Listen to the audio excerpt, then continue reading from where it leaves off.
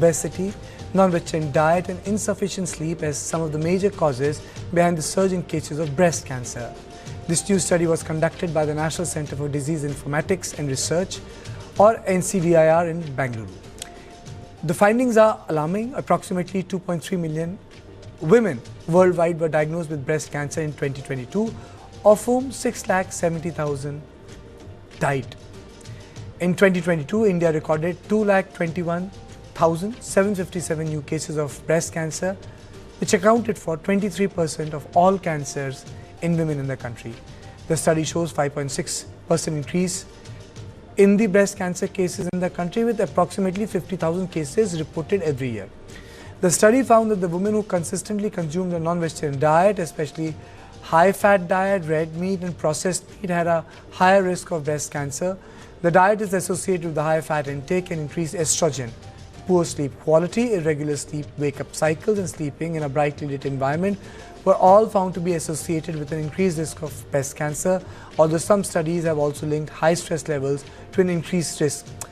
This has not been considered a conclusive evidence due to variations in measurement methods. The study also highlighted the impact of several factors related to marriage and motherhood. But right now, let me just introduce my guest here, Dr. P. Vijay Anand Reddy, Director Senior Consultant Oncology, Apollo Cancer Center, Dr. Sanjay Kalra, Consultant Endocrinology, Bharati Hospital, and Shubha Bhanot, Dietitian and Obesity Consultant. Thank you all of you. Let me straight away go to Dr. Reddy.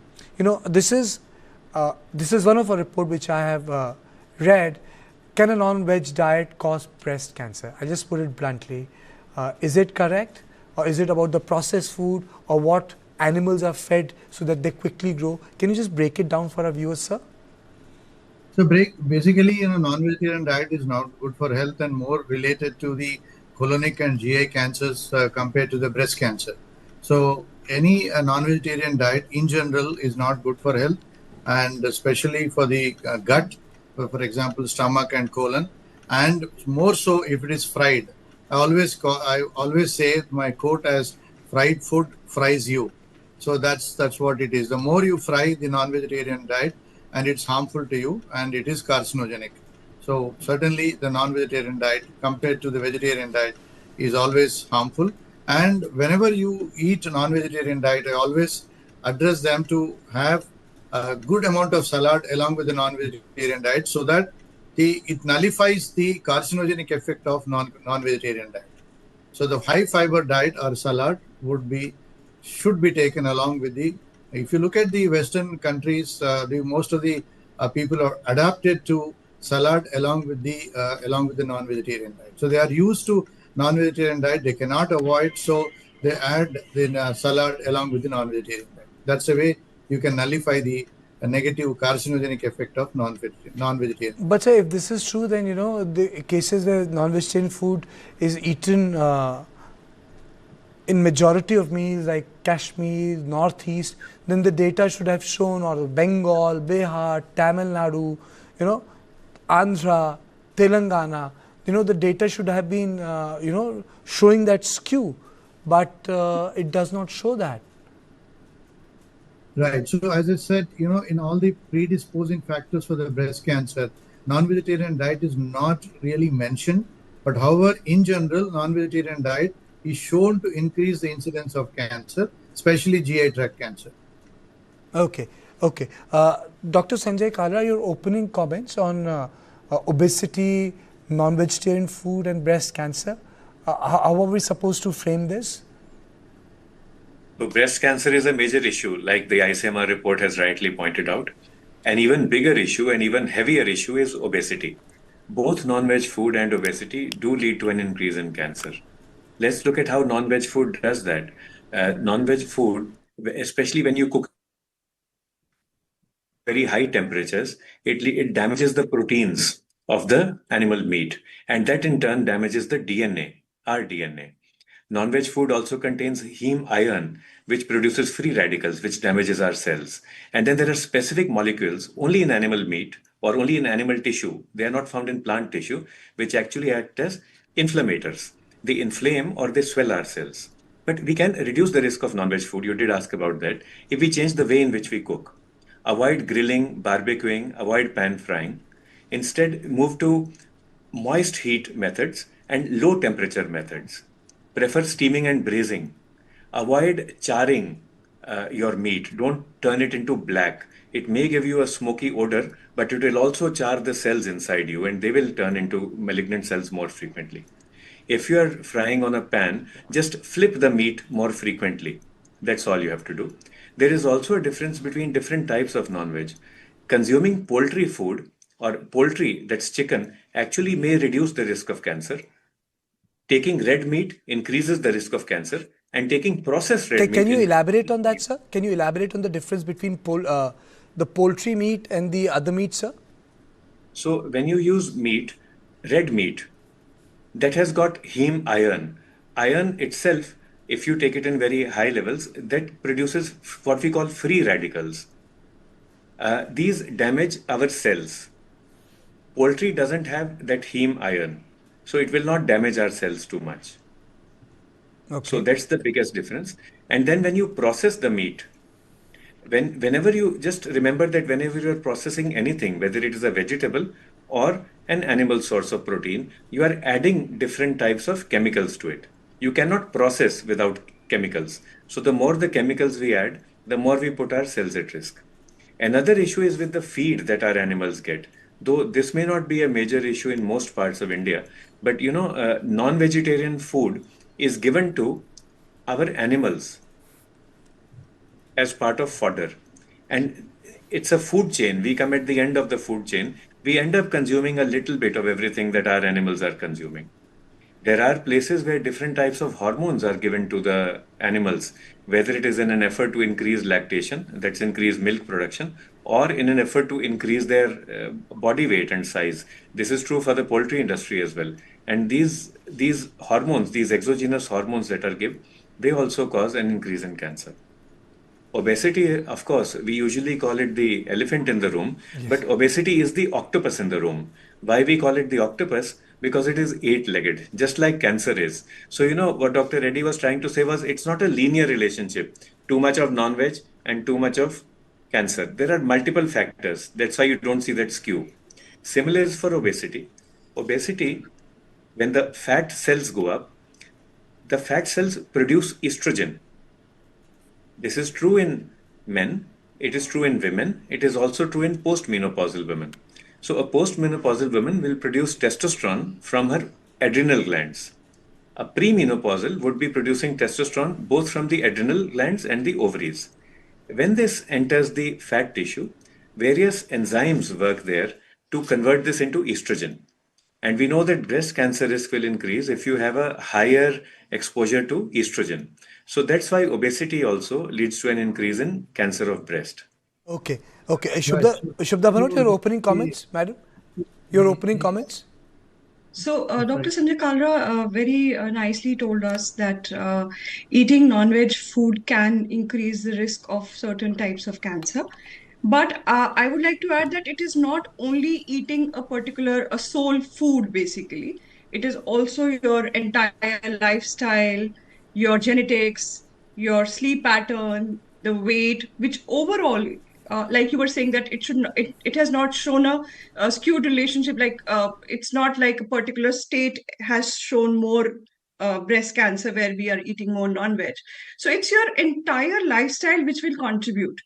Yes, Dr. Kalra definitely told us that how you cook the non-veg is very important, and certain types of non-veg if you eat, like especially the processed meat, because the way we cook the processed meat, we increase certain types of compounds, like when we make the bacon or the sausages or the deli meats, the cold cuts, we are actually making certain types of compounds which are the N-nitroso compounds, which will damage the DNA, which will increase the inflammation in our body, and that is main reason why it causes cancer. So the study also says us that don't consume these foods in excess.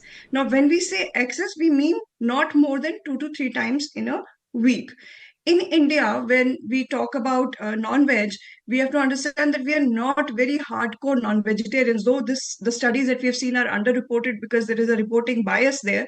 But definitely we don't eat so much non-veg, but we in general should reduce the consumption of red meat, of processed meats, and we should be careful about how we are cooking it. We should not be grilling the food on very high heat, because that produces polycyclic aromatic hydrocarbons, which will definitely increase breast cancers, because they produce estrogen mimicry compounds.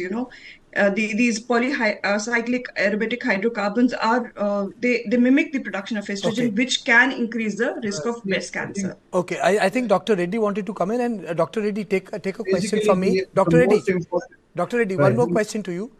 Yeah. Apart from what you wanted to say, do you think that the industrialization of meat industry, the way we are producing food for the people, has become the real problem? Because earlier you had localized food, localized preservation, localized fermentation. People preserve food, but this industrial scale of processing, preserving, growing, using steroids, injection, has completely changed the nature of relationship of food with the Homo sapien.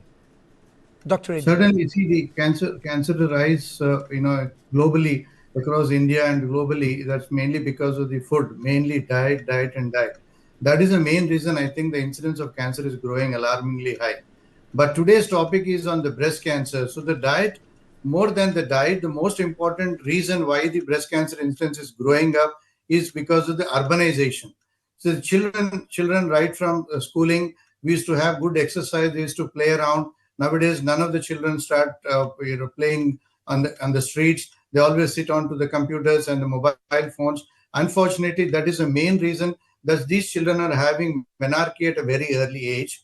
And most of the women are not getting married till the age of 29, 30, 32. And even if they get married, they want to postpone their having childbirth. And even if they have childbirth, they do not want to do the breastfeeding. All these factors are related to estrogen. That is the main reason why the incidence of breast cancer is growing in our country. That is the utmost main reason that the incidence of breast cancer is going very high.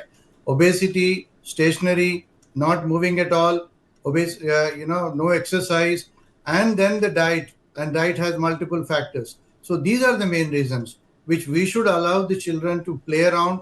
We should not allow them to use their computers, laptops, and phones to iPads.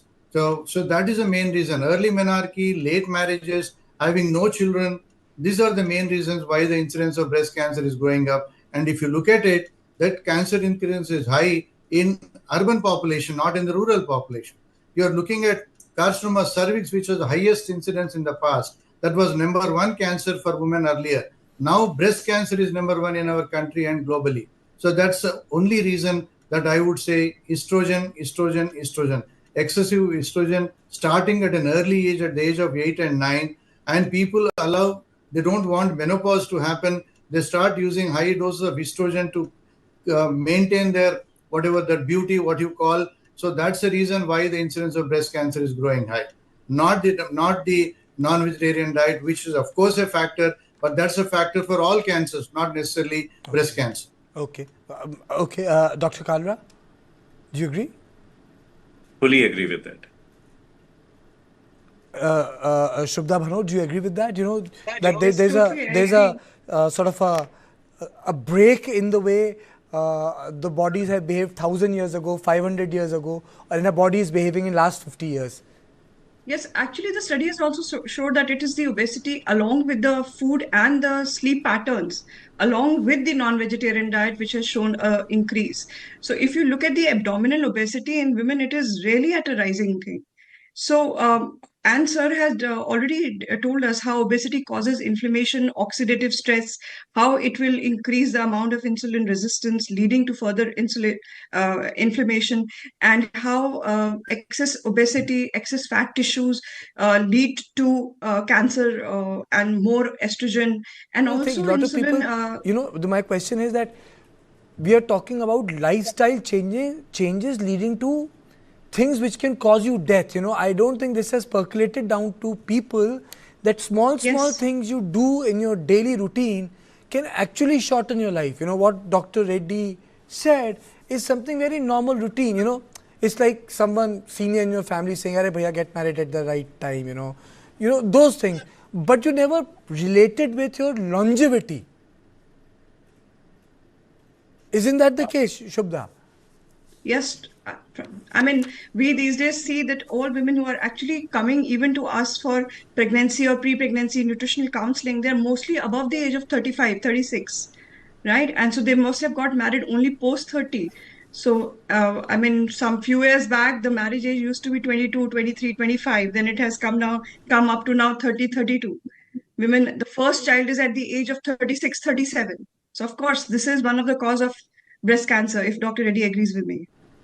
Absolutely. So the right age to get married would always say between 21 to 24, and the right age to get pregnancy is between 24 to 28. So then definitely the incidence of breast cancer would come down. I strongly advocate that. Okay, I've really run short of time. Thank you for this such a free and a frank decision, and something which is so important to us, because it is not only linked with what we eat, but it is also linked with how we live. And I think that's the moot point which all three experts made on the show. And this is all I have tonight. I'll see you on Monday at the same time, which is 7 p.m. Thank you and good night.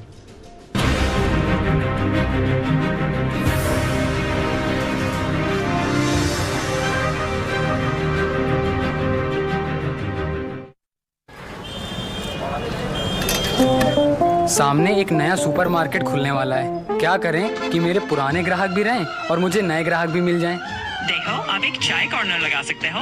चाय पीने पुराने customers रुकेंगे और नए customers भी आएंगे। इसके अलावा बिल्स और सेल्स देखकर हमें कितना